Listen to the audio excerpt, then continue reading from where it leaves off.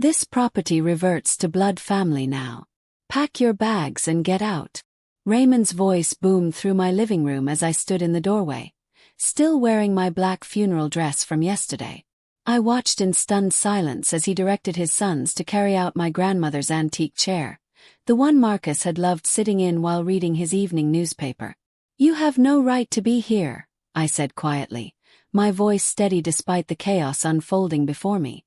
Raymond turned to face me, his weathered face twisted with satisfaction. "No right. This is family property, girl. Always has been, always will be. Marcus is gone now, and you're not blood. Simple as that. I am Ashley Coleman, 37 years old, and until yesterday, I thought I understood my place in this world. For 8 years, I had been married to Marcus Coleman, a gentle soul who worked as a veterinarian here in Richmond, Virginia. We had built what I believed was a beautiful life together in the Victorian house his grandfather had left him. But as I watched Raymond's other sons, Gerald and Timothy, hauling my belongings toward the front door, I realized how naive I had been about his family's true feelings toward me. The morning after laying my husband to rest, I had returned home from my sister's house to find the locks changed and the Coleman men treating my home like their personal storage unit. Raymond stood in the center of it all, orchestrating the removal of my life as if I were nothing more than a temporary tenant whose lease had expired. "Marcus wouldn't want this," I whispered, my hands trembling as I watched them stack my wedding photos carelessly on the porch. "Marcus is dead," Raymond snapped. "And he was too soft-hearted when it came to you. We told him from the beginning you were only after the family money, but he wouldn't listen. Well, that charade is over now." The words hit me like physical blows. 8 years of family dinners where I was tolerated but never welcomed. 8 years of conversations that stopped when I entered rooms. 8 years of being treated like an outsider at my own husband's family gatherings. I had endured it all because Marcus asked me to, because he believed his family would eventually come around. Gerald appeared beside his father, breathing heavily from moving furniture. "Most of her stuff is out, Dad. What about the kitchen things? Take what's valuable, leave the rest," Raymond replied without even glancing at me. "She can have until sunset to collect whatever junk we don't want." As I stood there watching them dismantle my life, something cold settled in my chest. They had underestimated me completely, just as they always had. But what they didn't know was that Marcus had never underestimated them at all. My relationship with the Coleman family had been strained from the very beginning. When Marcus first brought me home to meet his parents 8 years ago, the reception was arctic at best. I was a nurse from a middle-class family, someone who had worked her way through school and earned everything I had. To Raymond and his wife Patricia, I was clearly beneath their veterinarian son, who came from 3 generations of property owners. "She's very practical," Patricia had said that first evening, her tone making it sound like a disease. I was helping clear the dinner dishes while Marcus spoke with his father about expanding the veterinary practice. "I suppose that's important in your line of work." The subtle digs continued through our courtship and into our marriage. They never missed an opportunity to mention the daughters of their friends, girls who had gone to private colleges and came from established families. When Marcus and I announced our engagement, Raymond's first question wasn't about our happiness but about the prenuptial agreement. "You understand, Ashley, that family property has been passed down through generations," he had said during what he called our pre-wedding discussion. "The house, the land, the practice. These things stay within the bloodline. Marcus is young and romantic, but business is business." Marcus had grown uncomfortable during that conversation, shifting in his chair beside me. "Dad, we don't need to discuss this now." "Actually, we do," Raymond continued. "Ashley seems like a sensible girl. I'm sure she understands the importance of preserving family legacy." I had nodded politely, not wanting to cause problems for Marcus, but inside I was seething. The way Raymond spoke about me, as if I were a gold digger plotting to steal their precious legacy, made my stomach turn. What they didn't realize was that I had never wanted their money or their property. I had fallen in love with Marcus because of his kindness, his dedication to healing animals, and his gentle spirit. But Marcus saw how his family treated me. He noticed the way conversations became stilted when I joined them, how holiday invitations came with subtle suggestions that I might prefer to work that day instead. He watched his mother rearrange seating at family dinners, so I was always placed at the far end of the table. Most importantly, he heard the comments they made when they thought he wasn't listening.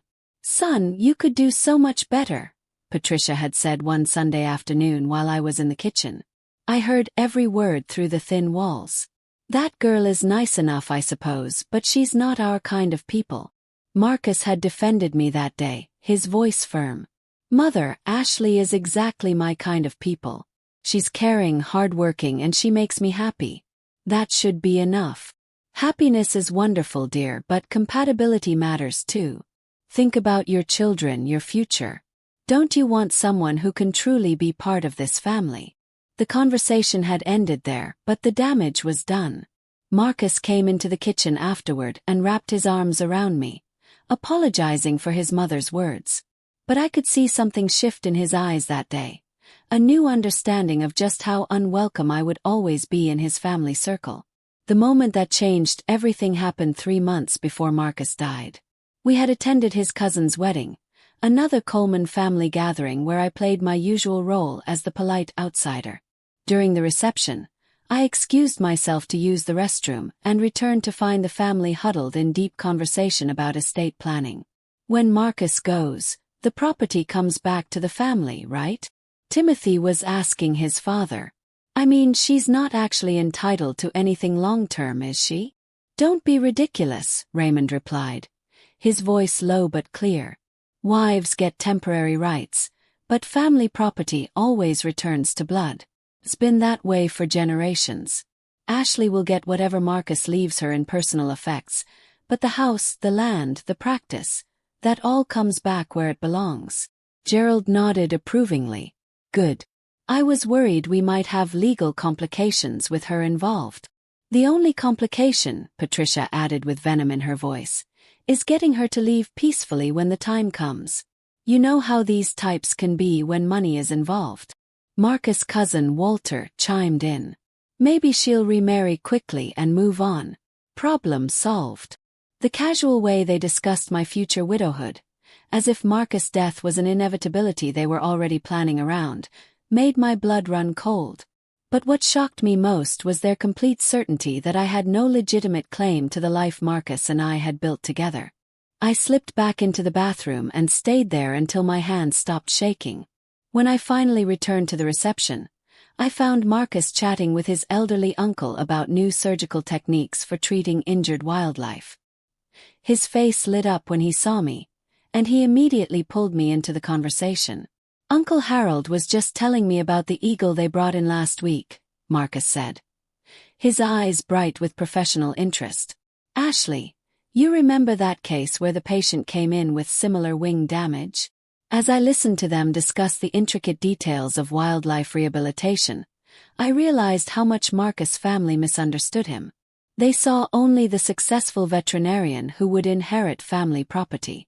They completely missed the man who stayed up all night nursing injured animals back to health, who donated his services to the local wildlife rescue, who chose love over their narrow definition of social status. That night, as we drove home, I made a decision that would prove crucial in the months to come. "Marcus," I said carefully, "I overheard your family talking about estate plans tonight." He glanced at me, his expression immediately growing serious. "What did they say?" "They seemed very confident about what happens to our property if something happens to you." Marcus was quiet for a long moment. Then he reached over and took my hand. "Ashley, I need to tell you something. I've been putting off some important legal matters, but I think it's time we had a serious conversation about our future." That conversation would change everything. As we sat in our kitchen, Marcus poured himself a glass of wine and took a deep breath. "I've known for years how my family feels about you," he began, his voice heavy with sadness. "I kept hoping they would change, that they would see what I see in you. But after tonight, I realized they never will." "Marcus, you don't have to." "Yes, I do," he interrupted gently. Ashley, my family has been planning for your departure since the day we got married. They've convinced themselves that you're temporary, that you'll somehow disappear when it becomes convenient for them. He stood up and walked to the window, looking out at the garden we had planted together. They're operating under some archaic notion that family property automatically reverts to blood relatives when I die. They have no idea how inheritance law actually works, and they've never bothered to ask about my will. My heart began to race. You have a will? Marcus turned back to me, and I saw something I had never seen before in his eyes, a steely determination that reminded me he was, after all, a Coleman. I've had a will since the week after we got married. But 3 months ago, after that conversation with my cousin about his upcoming wedding, I decided it wasn't comprehensive enough. He walked to his study and returned with a folder thick with legal documents. I've been working with Charles Petton downtown. Do you remember him? He handled the Johnsons' divorce last year. I nodded, remembering the prominent estate attorney who had helped our neighbors through a complicated property dispute. Charles helped me understand something important, Marcus continued. My family's assumptions about inheritance are not just wrong, they're legally meaningless. When we got married, I immediately changed all property deeds to joint ownership with right of survivorship. That means everything automatically becomes yours if I die first. The weight of what he was saying began to sink in. But Marcus, your family doesn't know this. They have no idea. And that's not all. He opened the folder and spread several documents across our kitchen table. I've drafted a comprehensive will that leaves you everything. The house, the veterinary practice, all bank accounts, investments, everything. More importantly, I've included specific language about why I'm making these decisions. He handed me a letter written in his careful handwriting. As I read it, tears began to fill my eyes. To my family, the letter began. If you are reading this, it means I am no longer here to protect Ashley from your cruelty. For 8 years, I have watched you treat my wife as an outsider, someone unworthy of basic respect, let alone love. You have made it clear that you consider her temporary, a problem to be solved rather than a family member to be cherished. The letter continued for 2 full pages, detailing specific instances of their behavior, their assumptions about property rights, and their casual discussions of Ashley's future. Marcus had been paying attention to everything. I had Charles witness it and notarize everything, Marcus explained. I also had him create backup copies to be held at his office. If anything happens to me, he has instructions to contact you immediately. I looked up from the letter, overwhelmed by the thoroughness of his planning. Marcus, this is incredible. But why didn't you tell me sooner? His expression grew sad. Because I hoped I would never need to use it. I kept thinking maybe I could bring them around. Maybe I could make them see how wrong they've been. But after listening to them plan your departure like you're some kind of squatter, I realized they'll never change. So what happens now? Marcus reached across the table and took my hands. Now we continue living our lives, loving each other, and building our future together. But if something happens to me, you'll be protected. They won't be able to intimidate you or steal what we've built together. But what about the veterinary practice? Your family will expect. The practice is mine, Ashley. I bought out my father's share 3 years ago with my own money. He likes to act like he still owns part of it, but legally it's entirely mine. And now it's entirely ours. 6 weeks later, Marcus was diagnosed with stage 4 pancreatic cancer. The diagnosis came after what he thought was just persistent indigestion from too many late-night emergency calls at the clinic. By the time we caught it, the disease had already spread throughout his abdomen. How long? I asked Dr. Williams, my voice barely a whisper. 6 months, maybe 8 if we're aggressive with treatment, she replied gently. I'm sorry, Ashley. I wish I had better news. Marcus took the news with characteristic calm, immediately shifting into planning mode. That evening, as we processed the devastating diagnosis, he called Charles Petton. Charles, it's Marcus Coleman. We need to expedite those estate documents we discussed. Yes, it's urgent. Over the next 2 weeks, while Marcus began chemotherapy, we spent our evenings updating and finalizing his will. Charles came to our house 3 times, bringing additional paperwork and ensuring every detail was properly documented. Marcus, I want to add one more provision, Charles suggested during his final visit.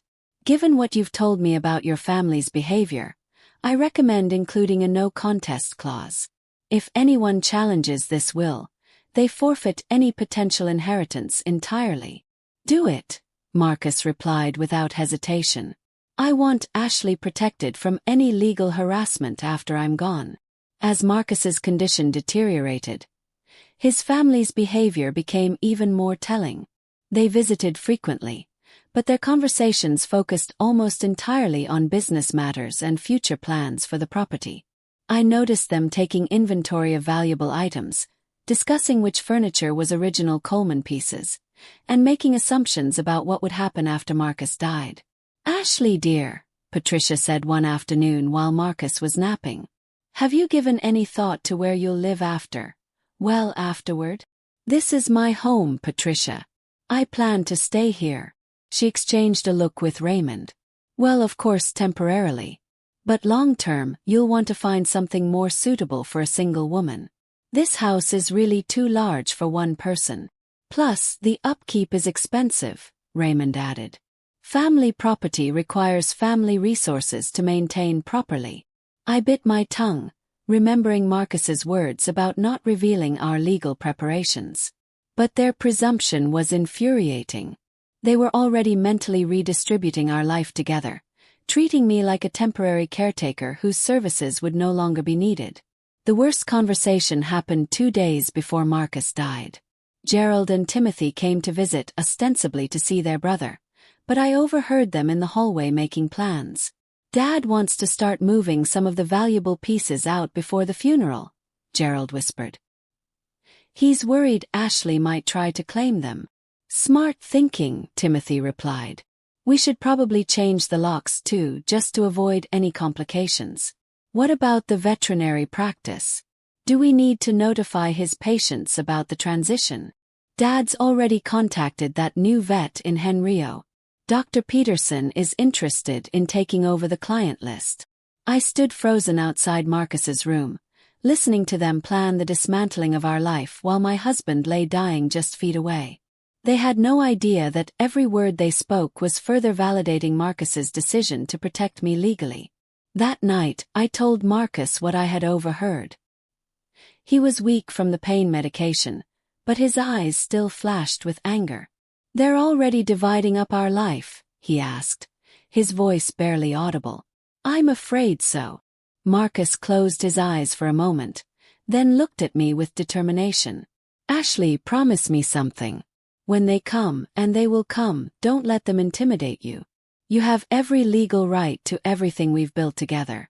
Charles has all the documents, and he knows exactly what to do. I promise, I whispered, holding his hand. And don't feel guilty about fighting them.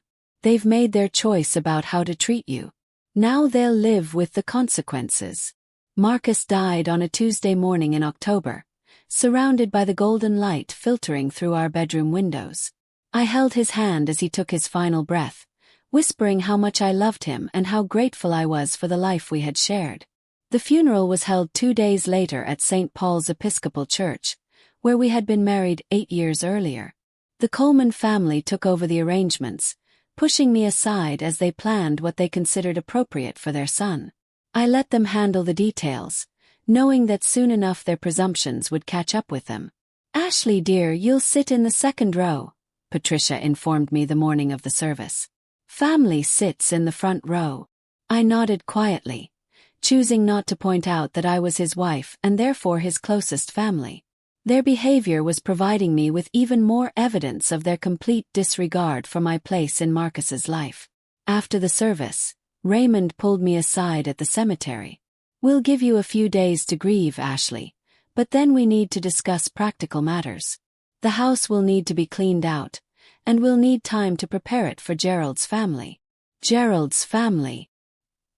He's been wanting to move back to Richmond, Raymond explained matter-of-factly.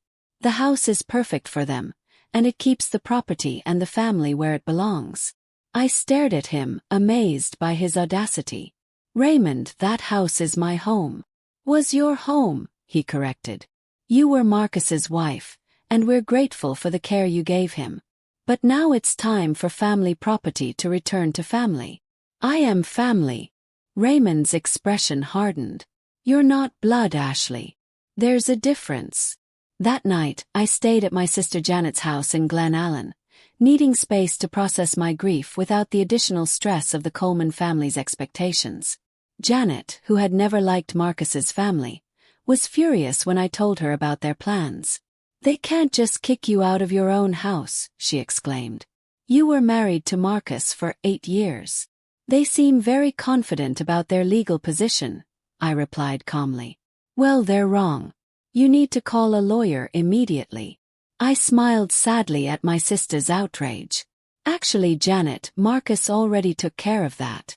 The next morning I drove back to Richmond, planning to spend the day at the house, gathering my thoughts and beginning to sort through Marcus's belongings. But as I turned onto our street, I saw Raymond's truck parked in our driveway alongside Gerald's van. I sat in my car for a moment, watching through the front windows as figures moved around inside my home. They weren't waiting for permission or discussion. They were simply taking what they believed was rightfully theirs. I pulled out my phone and dialed Charles Petton's office. Charles, it's Ashley Coleman. They're at the house now, moving things out. Are you there? I'm sitting in my car outside. They don't know I'm here yet. Perfect. Don't go inside alone. I'll be there in 20 minutes with copies of all the documents. Do you remember what Marcus told you to do? Let them dig their hole deeper, I replied, recalling Marcus's exact words. Exactly. The more presumptuous they are, the clearer it becomes that Marcus was right to protect you legally. As I waited for Charles to arrive, I watched Raymond direct his sons like he was overseeing a construction project. They were loading my grandmother's rocking chair into Gerald's van, the chair I had inherited from my mother's side of the family. That's when I knew the time for politeness was over. I got out of my car and walked toward the house, ready to face whatever came next. I stood in the doorway of my own home, watching Raymond orchestrate the removal of my life with military precision. Gerald was wrapping my grandmother's china in newspaper, while Timothy loaded Marcus's favorite reading chair onto their truck.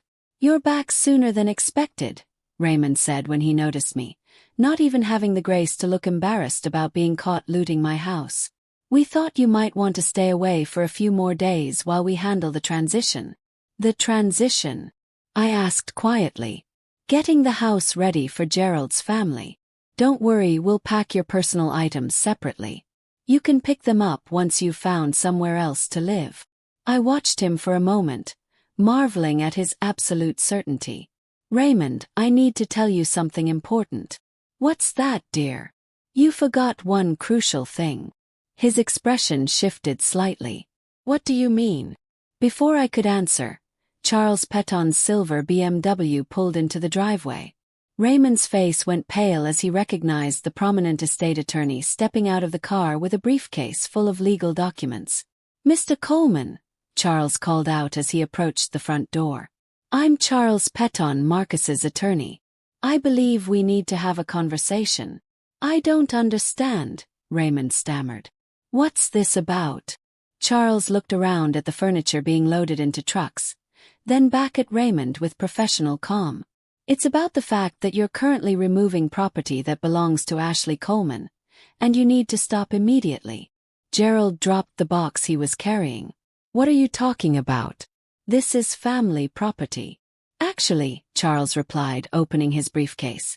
Legally speaking, everything you've touched today belongs to Ashley.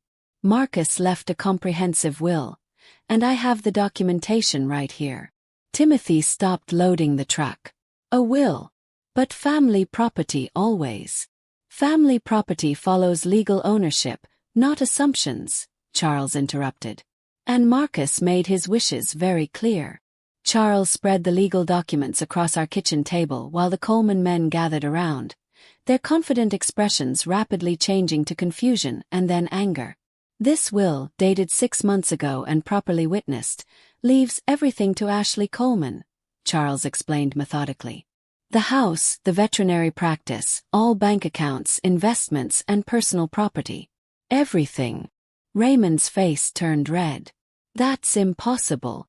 Family property has been passed down for generations. You can't just give it away to outsiders. Mr. Coleman, your son owned this property outright. He could leave it to whomever he chose, and he chose his wife. But she's not blood family, Patricia protested. Charles pulled out another document. Actually, under Virginia law, spouses have automatic inheritance rights that supersede any family traditions. But more importantly, Marcus also changed all property deeds to joint ownership with right of survivorship. Even without the will, everything would have gone to Ashley automatically.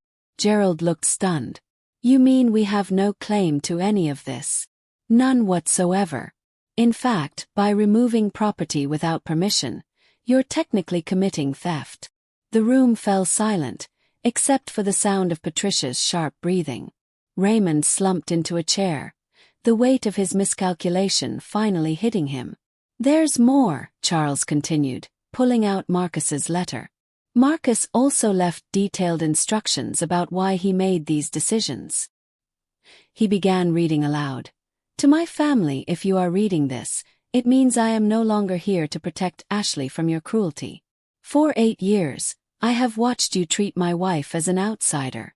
As Charles read Marcus's words, documenting years of subtle and not-so-subtle mistreatment, the Coleman family's faces grew ashen. Marcus had been paying attention to everything, every slight, every dismissive comment, every assumption that Ashley was temporary. Furthermore, Charles continued, Marcus included a no-contest clause. Any attempt to challenge this will result in the forfeiture of any potential inheritance.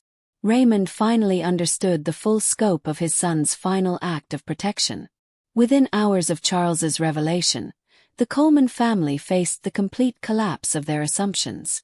Raymond was forced to return every item they had removed, including my grandmother's chair that had somehow ended up in Gerald's van. The locks they had changed were replaced at their expense, and they were banned from entering the property without my explicit permission. The veterinary practice that Raymond had already promised to Dr. Peterson remained mine to operate or sell as I chose. The family land they had considered their birthright was now permanently outside their control. Their casual planning sessions about my departure became evidence of their complete misunderstanding of both legal reality and Marcus's true feelings about them. Patricia's hopes of maintaining her social standing were shattered when word spread through their social circle about how they had tried to steal from their deceased son's widow. Gerald's plans to move his family into the family house evaporated, leaving him to explain to his wife and children why their promised new home was no longer available. Timothy's assumptions about inheriting part of the veterinary practice cost him the job he thought was guaranteed. Most devastatingly for Raymond, the respect he had commanded as the Coleman family patriarch disappeared overnight when people learned how thoroughly his own son had rejected his values and protected his wife from the family's cruelty. The man who had spent decades lecturing others about family loyalty discovered that his son's final act was one of complete rejection of everything Raymond represented. As I stood in my kitchen that evening, holding Marcus's letter and surrounded by the belongings his family had tried to steal, I realized that my husband's greatest gift wasn't the house or the money. It was the validation that our love had been real, that I had been worthy of protection, and that sometimes the quietest people fight the hardest battles for those they love. The revenge was complete, not because I had planned it, but because Marcus had seen his family's true nature years before I did, and had quietly, methodically built walls around our love that they could never breach.